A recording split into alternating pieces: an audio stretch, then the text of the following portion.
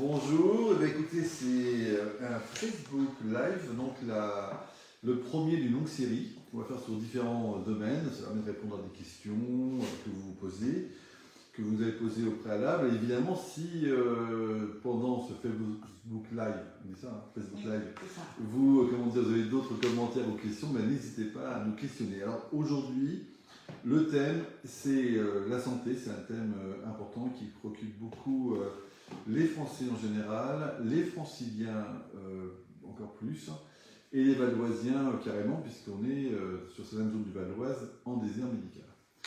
Donc, eh bien, écoutez, on a eu plusieurs questions, et notamment, on a eu une question: pourquoi une nouvelle délégation santé et handicap, et quels sont les objectifs des élus en la matière? Alors, ça fait un moment qu'on se préoccupe des sujets de la santé. D'ailleurs, quand j'étais vice-président à la politique de la ville, à l'agglomération, certaines mesures avaient été prises pour essayer d'inciter les internes à s'installer dans l'agglomération. J'y reviendrai tout à l'heure. Et puis, il y a eu différentes démarches. Voilà. Messancourt n'était pas forcément défavorisé par rapport à d'autres communes. On avait un nombre de médecins, il y a quelques années, très satisfaisant. D'ailleurs, on a encore un nombre de médecins bien supérieur à la population. Mais on sait qu'il y a des départs à la retraite, il y a des médecins qui vont arrêter leur activité. Et donc, il fallait qu'on s'organise. Hein, on a 2-3 ans pour s'organiser, pour pouvoir attirer de nouveaux médecins, comme on l'a fait pour attirer des dentistes récemment avec le cabinet dentaire.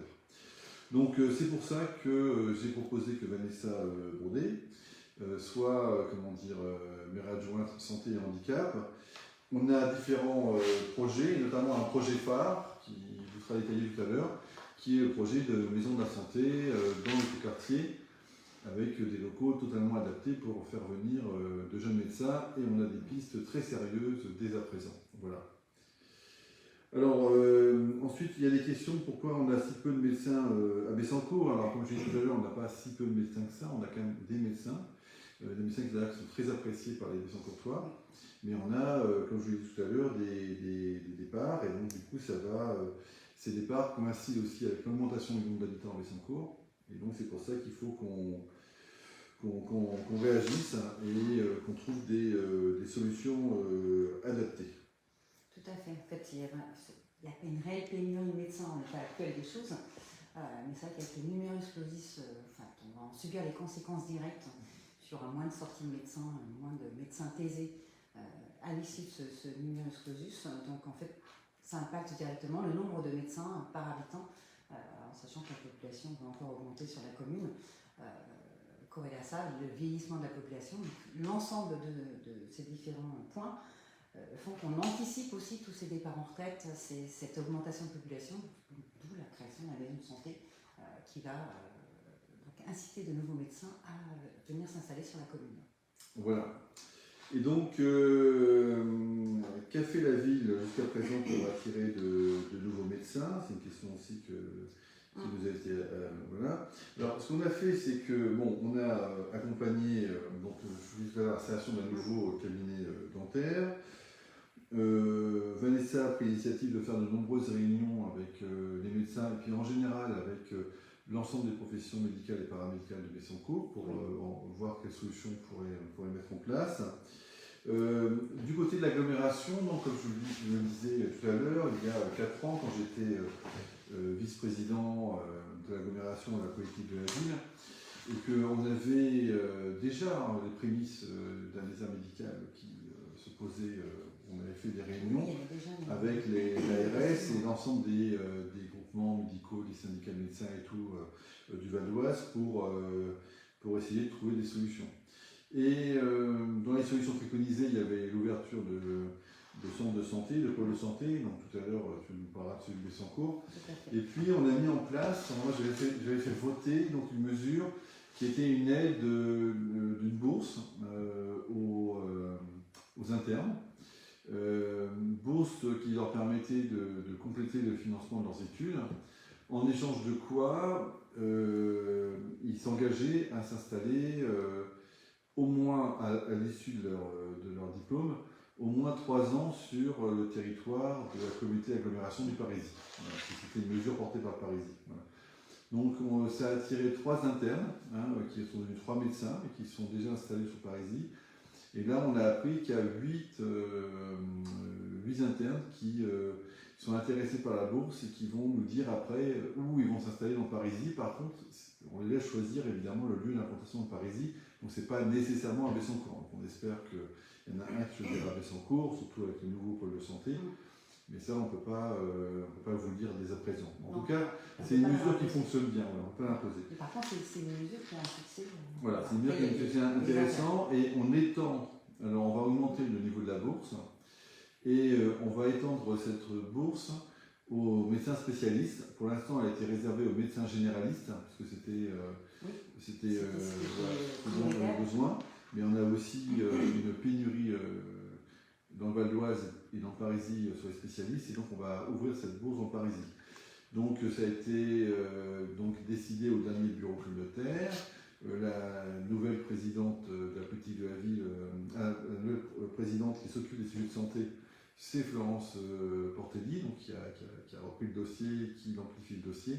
Parce que moi, entre-temps, comme vous savez, j'ai pris la vice-présidence à l'environnement et l'économie circulaire. Donc voilà ce qu'on a fait jusqu'à maintenant. On travaille aussi régulièrement avec l'ARS. L'URPS aussi.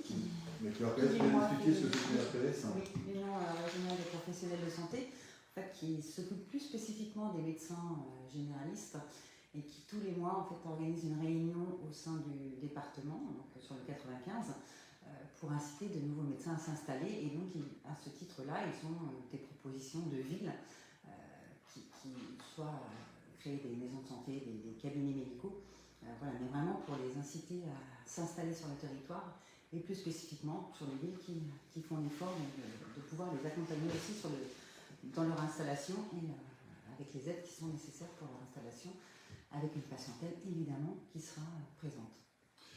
Alors, toutes ces études préalables et tout, ce dialogue aussi avec les médecins, les professionnels de santé nous ont permis de voir aussi quelles sont les nouvelles orientations, enfin en tout cas les nouveaux souhaits des médecins. Les médecins, ce qu'ils souhaitent, les nouveaux médecins qui veulent s'installer, la pratique change évidemment par rapport à leurs prédécesseurs, voilà. Et les médecins qui souhaitent s'installer dans des lieux plutôt en collectif, c'est-à-dire où il y a d'autres médecins et d'autres professionnels de la santé, dans des pôles de santé. Ils souhaitent des lieux sécurisés, ils souhaitent des lieux évidemment accessibles, donc des cabinets non accessibles qui seraient cédés des intéressent moins, ils veulent des lieux on va dire plutôt neufs, accessibles, fibrés, avec toutes les conditions, voilà, pas trop loin des gares, pas trop loin des axes de communication. Voilà, donc c'est pour ça qu'idéalement l'écoquartier s'y prête, parce que déjà on a du foncier. Ensuite, parce que ce pôle de santé sera près de la gare, parce qu'il n'est pas trop loin de l'autoroute, parce qu'il n'est pas trop loin de la départementale 228, et pour nous, Bessancourtois, de toute façon, Bessancourt c'est une relative petite ville, et donc finalement il est loin de personne, quoi. Il sera loin de personne ce pôle de santé. Voilà. Donc, de toute façon, il sera aménagé facilement, quel que soit en fait leur moyen de locomotion. Voilà. Que ce soit pour les praticiens ou les Bessancourtois. Voilà, donc il y aura du stationnement, tout sera prévu par rapport à ça, oui. etc.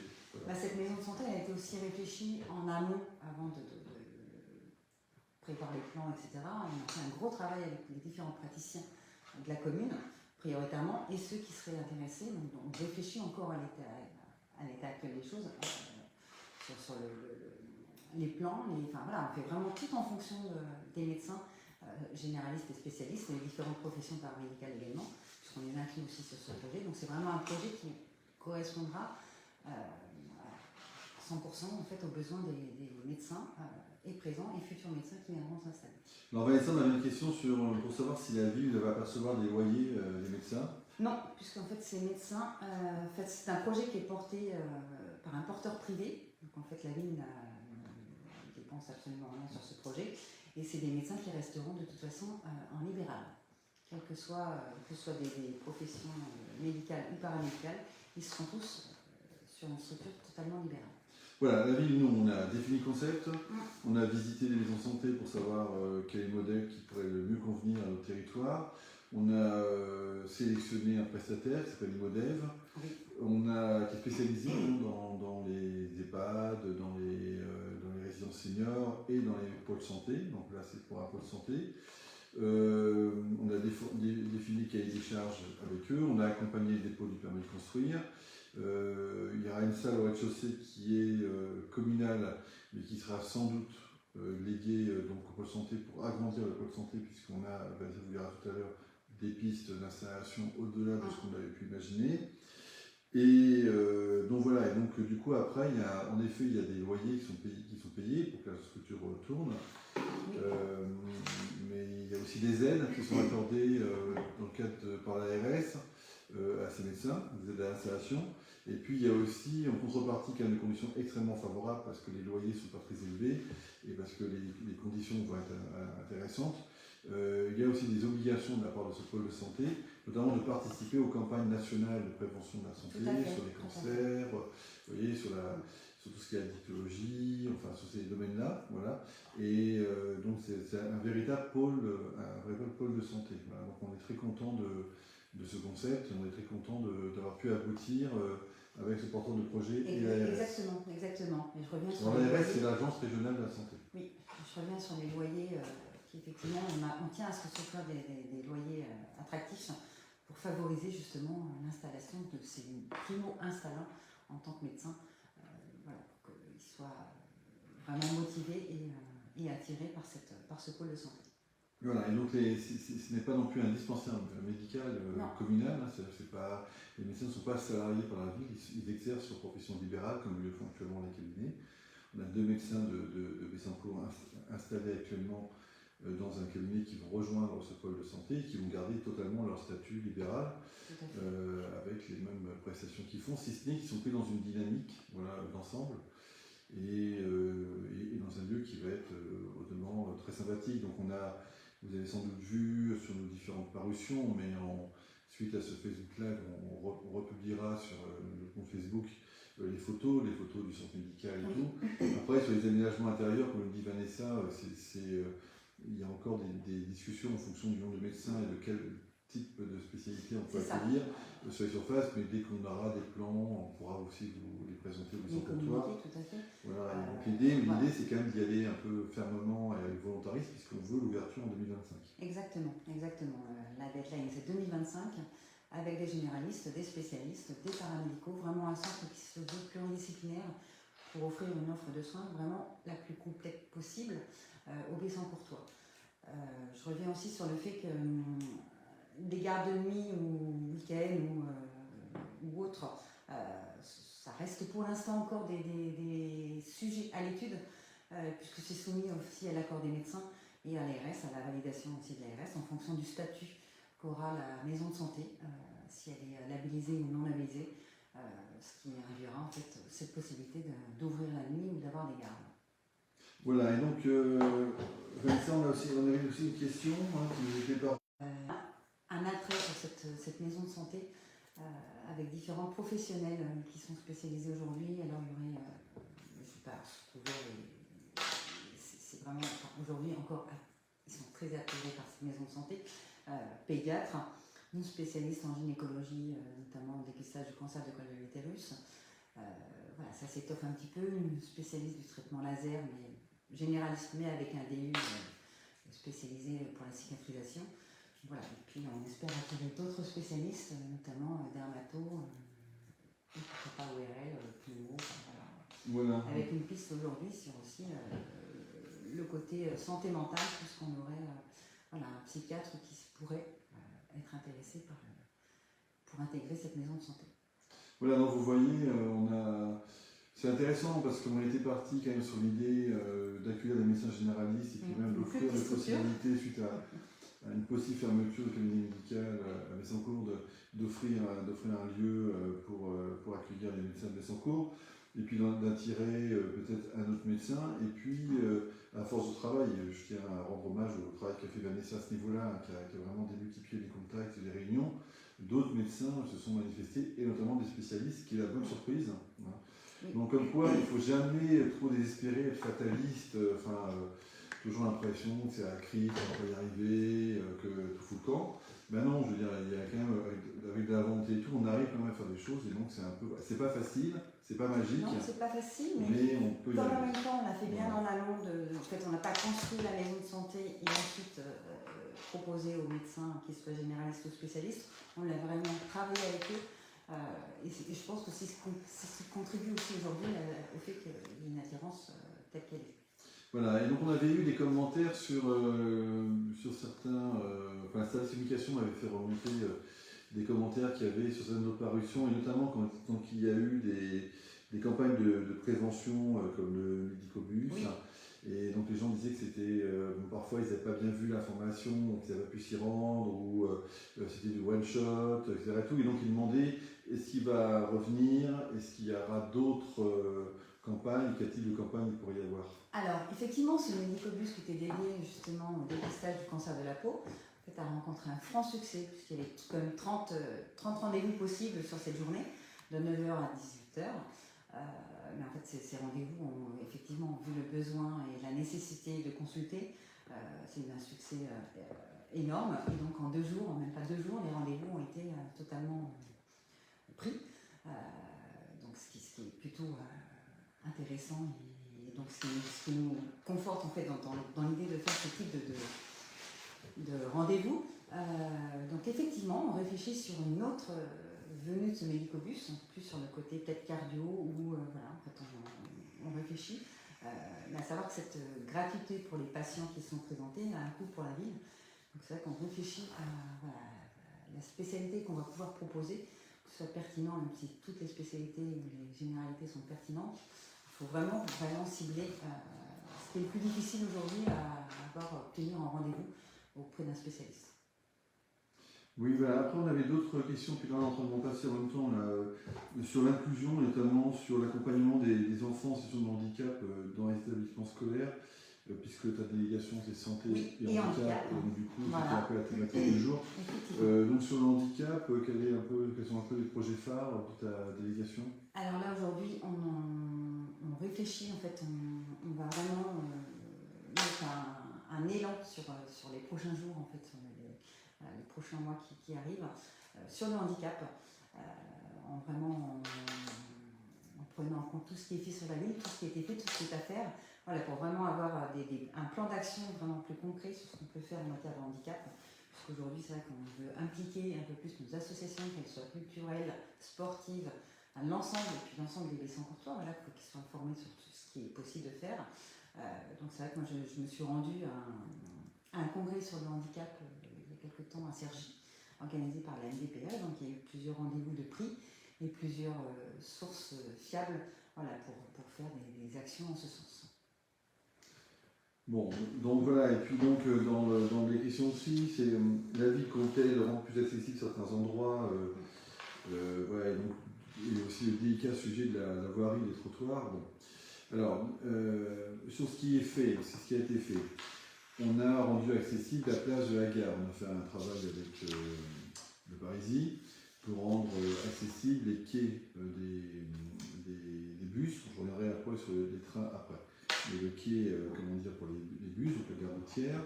On a réaménagé entièrement la place pour qu'elle soit à la fois cyclable, avec aussi un endroit pour mettre son élément de sécurité, en lien avec le STIF. Et puis on a aussi rendu accessible la gare facilement et tout, les hauteurs de trottoir, tout est fait pour que ce soit accessible.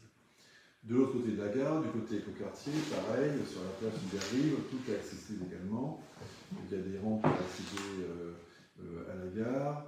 Voilà, donc tout est organisé pour ça et tout l'écoquartier de toute façon est accessible. Après, donc on a 2 points critiques. Le premier point critique, c'est l'accès au quai proprement dit, parce qu'évidemment l'accès au quai des trains qui vont en direction de Paris, donc c'est le quai 1 je suppose, voilà, mais je prends souvent le matin, donc le quai côté 1. Voilà, donc le quai en direction de Paris, donc il est accessible, donc on y vient par la place, qui est accessible et tout. Par contre, le deuxième quai qui est en direction d'Almondois ou Passant-Beaumont, lui n'est pas accessible puisqu'il y a des marches et des escaliers. Donc il pose problème. Donc on a demandé à la SNCF d'envisager de le rendre accessible. Donc il n'est pas coché c'est pas coché comme une gare prioritaire. Ouais, mais pour autant, certains d'entre vous me croisent le train le train et tout, quand on rentre le soir, il y a souvent du monde, quoi, etc. Et tout. Enfin, on ne peut pas dire que c'est pas une gare en déshérence, mais il y a quand même il y a des voyageurs. Donc, voilà, donc on a relancé la ligne H sur ce sujet-là, enfin les gestionnaires de la ligne H, en disant il faut que l'effort qui est porté par la mairie autour de la gare le soit aussi dans la gare et notamment sur les quais. Voilà. Donc on espère que ça va avancer à ce niveau-là. Le deuxième point critique.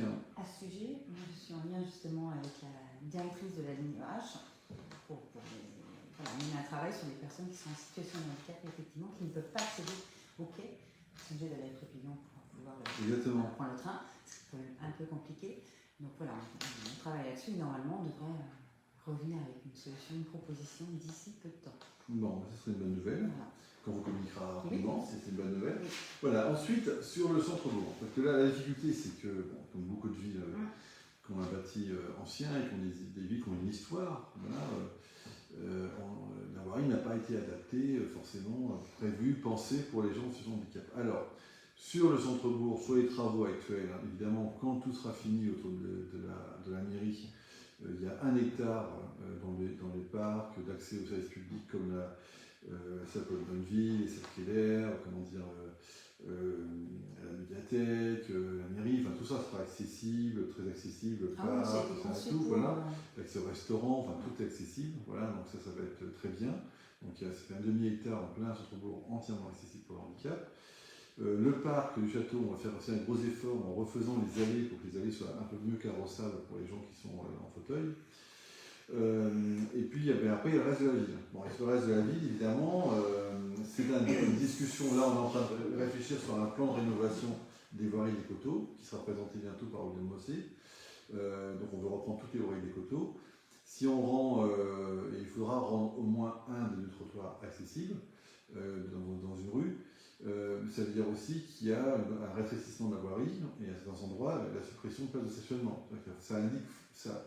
Forcément, ça a un impact sur le stationnement. Donc, si on fait intelligemment, on peut essayer de conjuguer toutes les problématiques ensemble, mais voilà, ça aura un impact et on fera progressivement. La départementale n'est pas encore totalement mise en accessibilité, mais elle est de plus en plus avec les travaux qu'on a fait.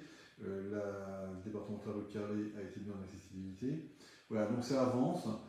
Pas assez vite, évidemment, etc. Et tout, mais on fait aussi avec les moyens et puis des subventions qui n'existent pas sur la remise en état des voiries et l'accessibilité des voiries. Donc voilà, de façon pluriannuelle.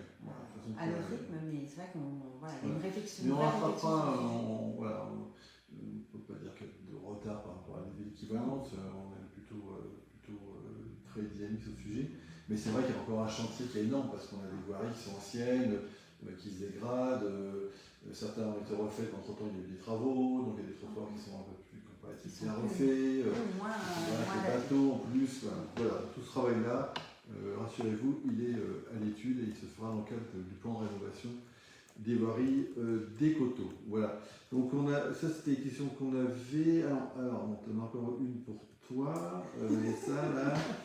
Sur les campagnes de prévention santé, est-ce qu'elles vont aussi être faites à l'intérieur des établissements scolaires? Oui, tout à fait. En fait, dans le cadre de projets multiples, on tient à faire des actions dans le cadre au sein des établissements scolaires, notamment sur les actions hygiène bucco-dentaire, accessibilité. Et là, vous notez, c'est les commentaires, des questions, l'hygiène féminine, ce genre de choses, la nutrition, les écrans, voilà, on veut vraiment accentuer et faire le plus d'actions possible au sein des écoles pour vraiment sensibiliser et prévenir tout risque lié à la santé. Voilà, vraiment, il y a des actions en commun avec les partenaires, notamment bucco-dentaire avec les dentistes installés dans l'écoquartier, la nutrition avec des nutritionnistes, des diététiciens. Voilà, on va vraiment impliquer le plus de personnes pour que ces différentes actions puissent être menées au sein des 3 écoles sur la commune. Alors ensuite, une question sur quand aura lieu la prochaine campagne de don de sang. Oui. Alors, on a repris les campagnes de don du sang sur la commune depuis cette année, avec un franc succès sur la précédente qui a eu lieu en avril. Et on vous en remercie. Effectivement, on vous remercie pour votre sensibilité à donner votre sang. D'ailleurs, aujourd'hui, c'est la journée mondiale du don du sang. Et donc, à ce titre, en fait, on va renouveler cette expérience, mais pour sensibiliser le plus de monde sur la commune. En fait, on le fait dans 3 lieux différents. Et il y a 3 dates différentes, effectivement. Donc, la prochaine aura lieu en juillet à l'espace Marx Descartes, le 8 juillet. Et une prochaine aura lieu en octobre à l'école Lamartine. Voilà.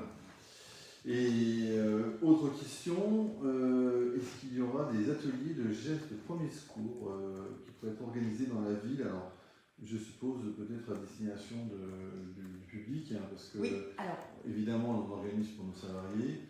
La question de savoir si on pourrait avoir alors je ne sais pas si la prévention ou vraiment des... Alors on peut faire les deux, en fait, justement en lien avec le SDIS et donc la caserne de Bessancourt-Fréquillon.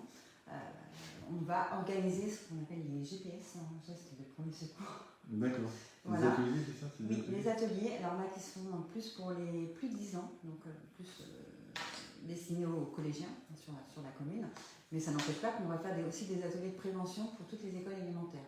Donc il y en a déjà une qui a eu lieu à Saint-Exupéry, mais qu'on va renouveler sur les 2 autres écoles, et on renouvellera autant de fois que nécessaire sur différents thèmes. Ça peut être les accidents domestiques, enfin voilà, tout ce qui peut toucher les élèves, et puis leur faire comprendre en fait, les dangers qui sont, que ce soit à la maison, que ce soit au niveau de la sécurité routière. Voilà, il faut vraiment les impliquer le plus possible. Très bien. Et là, il y a d'autres commentaires, questions? Bon, il y en avait un sur un peu hors sujet, là, sur les AESH, c'est ça? Oui, sur les AESH. Et alors, c'était quoi la question? La question sur les AESH, c'est qu'est-il prévu en matière d'AESH au sein des écoles de la ville? Peut-être expliquer ce que c'est que les AESH. Oui, alors sur les centres de loisirs, oui, donc c'est les accueils. Alors, en effet, dans les AESH, en fait, ils ont un mode de fonctionnement. Donc, ils sont prévus pour accueillir les enfants le matin avant l'ouverture officielle de l'école et le soir après la fermeture de l'école et la fin des cours.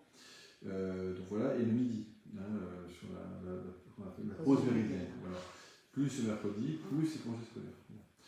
Donc il se déroule dans les locaux scolaires, alors pas dans les locaux scolaires, mais en tout cas dans des locaux au sein des groupes scolaires, qui sont spécifiés, qui sont à part, mais au sein des groupes scolaires.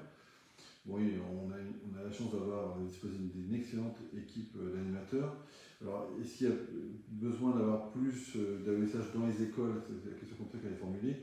Alors, si c'est plus de place d'enfants au centre de loisirs, de toute façon, nous, on accueille les enfants qui se présentent. Après, on a des normes d'encadrement de locaux, mais enfin, on n'est pas saturé. Voilà. On a aussi... Et puis, il n'y a pas que le centre de loisirs.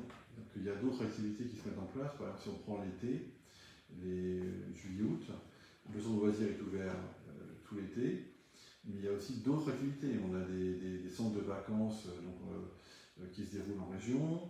On a des activités sportives. Voilà, il y a d'autres activités en fait qui se déroulent oui, ils interviennent sur plusieurs voilà, donc il n'y a pas que le centre de loisirs. On peut aussi faire d'autres activités avec son retour.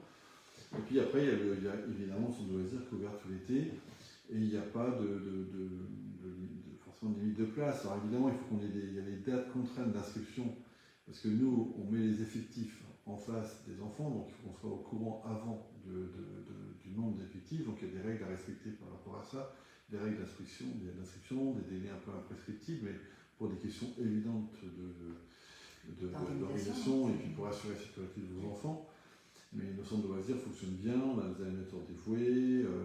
Il y a toujours des marges de progression qu'on essaie de faire, et puis on fait en sorte. Alors ils sont regroupés le mercredi, ils sont regroupés pendant le congé, donc il faut un peu se déplacer, c'est pas forcément au sein de l'école, mais enfin c'est un peu la règle pour pouvoir, on va dire, offrir des prestations de qualité et optimiser un peu les effectifs que nous avons également.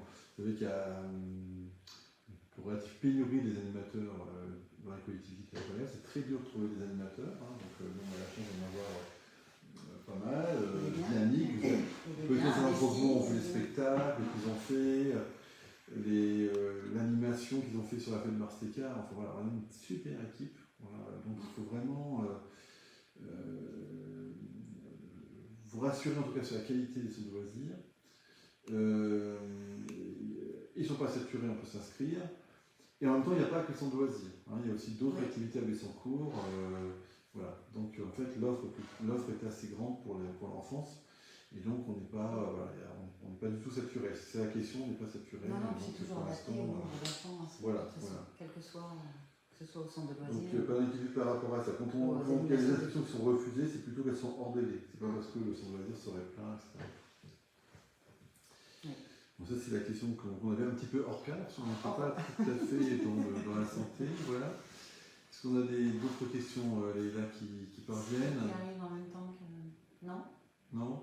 Alors, je ne sais pas, attends, je conclue, puis tu conclues. Oui, voilà. Oui, vas-y. Bon, juste pour dire que sur les déserts médicaux, c'est pas facile, mais pas de fatalisme.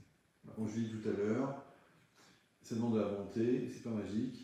Ça demande d'avoir les bons outils, trouver les bons partenaires et créer des structures qui sont vraiment adaptées. Ça permet de se lancer dans quelque chose qui ne fonctionnerait pas. Voilà. Après, nous, notre but, c'est d'attirer des jeunes médecins. Alors, les médecins actuels de Bessancourt, pouvoir les garder dans des lieux satisfaisants, ça c'est la première partie, c'est bien d'avoir des médecins expérimentés, c'est une grande chance pour notre ville. Et puis d'attirer aussi des jeunes praticiens qui viennent. Parce que si monter un pôle de santé, c'est aller prendre des médecins dans d'autres villes et on va dire de les aiguiller. Bon, déjà, premièrement, ils viennent parfois avec leur patientèle, donc de toute façon, ça n'offre pas du coup de possibilités supplémentaires à Bessancourt. Bon, puis après, je veux dire, dans ces cas-là, ce petit jeu peut se faire aussi à notre détriment. Bon, voilà, donc c'est pas ça notre but. Notre but, c'est vraiment d'offrir un cadre aux médecins existants et d'ouvrir ce cadre-là à d'autres médecins qui viendraient, plutôt des jeunes médecins qui s'installent et qui créent leur patientèle sur Bessancourt. Voilà. Donc c'est vraiment ça notre volonté qu'on a et on travaille dur là-dessus.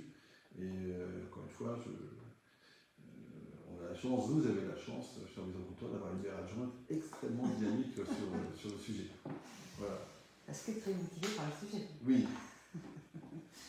Donc, je tiens à vous remercier pour ce premier Facebook Live. C'est le premier. Ce soir, le premier Facebook Live. Il faut faire un peu. C'est vrai que voilà, on va faire plusieurs sujets. Ouais, mais c'est pas évident. Notamment, non.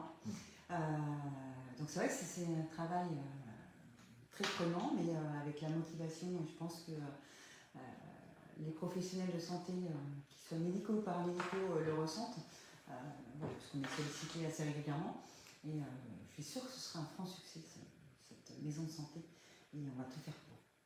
Et l'ensemble des choses. Ouais, l'inclusion, là, on n'oublie pas le handicap et on voit aussi, on a autant de motivation à travailler sur ce point-là que sur la santé. Ouais, alors là, je crois qu'on a, qu'on a une petite réaction. Oui, on n'a pas beaucoup parlé des paramédicaux, hein, mais on va aussi donc installer des kinés, hein, je crois. Oui, on a aussi, oui. Il y a une aile qui va être réservée à des kinés, enfin, voilà, on a un projet autour de ça. Voilà, il y a un groupement de kinés qui va se monter juste à côté de la maison de santé. Bon, mais après, ce qu'il faut savoir, c'est que pour que le pôle de santé soit. Excusez-moi, je reviens un peu sur ce sujet, on dira au revoir après. Pour que le pôle. Non, il faut s'adapter. Exactement. Le pôle de santé, pour qu'il soit labellisé pôle de santé, il y a des contraintes sur quel type de praticiens peuvent venir en pôle de santé. Donc les médecins, pas de sujet. Les médecins spécialistes, pas de sujet. Évidemment, il faut qu'il y ait un c'est fait pour eux. Voilà. Mais le cœur du métier, ce sera de toute façon privilégier les professionnels de santé. Et donc il y a quelques professionnels paramédicaux qui ne sont pas labellisés pour entrer dans les pôles de santé. Mais qui ne sont pas considérés de toute façon comme paramédicaux. De toute façon, déjà, ils sont hors professionnels de santé. Etc., qui font un travail formidable, mais qu'on ne peut pas intégrer dans notre santé. Aujourd'hui, voilà. Et c'est pas nous qui fixons les règles, c'est l'ARS. Oui. Et ça permet de conditionner toutes les aides qu'il va y avoir pour les médecins à l'installation. Donc évidemment, on ne va pas déroger aux règles de l'ARS, mais on est toujours prêt à écouter et à accompagner toute personne qui veut s'installer sur la commune, qui ne serait pas dans le cadre de labellisé du pôle de santé. Voilà, puisque cette labellisation, je reviens aussi sur ce sujet, c'est qu'elle est quand même effectivement soumise à la présence de médecins et d'infirmières, donc de paramédicaux, sauf que si effectivement on a des professions qui sont hors profession de santé, c'est que les labellisations n'ont plus lieu, donc ça veut dire qu'il n'y a plus de subventions pour tous ces professionnels de santé. Donc ces subventions peuvent aussi permettre d'acheter du matériel, un logiciel informatique commun. Ça peut permettre beaucoup de choses dans la vie de cette structure de santé. Donc voilà, c'est pas négligeable. Tout à fait. Donc pour résumer, un centre de santé en 2025, une forte volonté d'installation, des premiers résultats positifs et différentes actions qui vont se multiplier. Donc les élus, nous, une de nos valeurs c'est l'optimisme et donc on est, mais il faut être optimiste bêtement quoi. Il faut être optimiste avec de la volonté et donc on arrivera à nos fins. Le prochain Facebook Live aura lieu quand, Léla? Parce que je n'ai pas noté la date. 5 juillet. Et là, c'est notre chargée de communication. Et donc, elle nous dit que le prochain Facebook Live sera le 5 juillet. Et ce sera avec Monsieur Mossé. Le prochain, c'est Monsieur Mossé, William Mossé, maire adjoint aux travaux, il y a la qualité, de marchabilité. Voilà. Donc le thème, la thématique forcément, ce sera les travaux dans la ville, les voiries, les nids de poules, enfin vous voyez tous ces sujets-là qui sont importants, qu'il faut qu'on traite. Et donc on sera là pour vous répondre à toutes vos questions. Donc envoyez dorénavant vos questions. Donc ils envoient comment? Et là les questions, les gens qui veulent participer. Question@ville-bessancourt. Comment mettre le plus fort? Question@ville-bessancourt.fr. Voilà, vous envoyez ça, on va vous rappeler l'information. On va vous rappeler le lien. Donc vous envoyez vos questions en amont, vous pouvez aussi commenter, comme ça c'est fait là, en direct pour qu'on puisse répondre, enfin envoyer vos questions directement. Et écoutez, on vous souhaite une bonne soirée, un très bon week-end, on ne dit pas ensoleillé et tout parce qu'on ne croit plus. On reste optimiste aussi. On reste optimiste. Voilà, et puis donc bonne soirée à vous et continuez à nous poser des questions sur les jeux de santé si vous le souhaitez. Oui. Vanessa aussi peut répondre à vos questions, vous pouvez les écrire par mail, vous pouvez aussi lui demander un rendez-vous si vous êtes un praticien qui a envie de s'installer à Bessancourt, vous pouvez lui donner, puis même si vous êtes mis en contact qui a envie de plus d'informations, vous pouvez demander un rendez-vous avec Vanessa qui vous recevra bien volontiers. Voilà, bonne soirée à tous. Merci à tous, et à toutes. Bonne soirée.